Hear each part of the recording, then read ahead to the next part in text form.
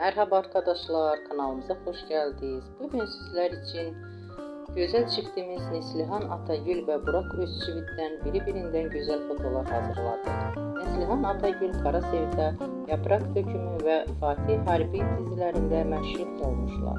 Biz de sizler için onların romantik karelerini hazırladık. Bu videoların devamlı gelmesini istiyorsanız kanalımıza abone olup yorum yazmayı unutmayın. Herkese teşekkürler.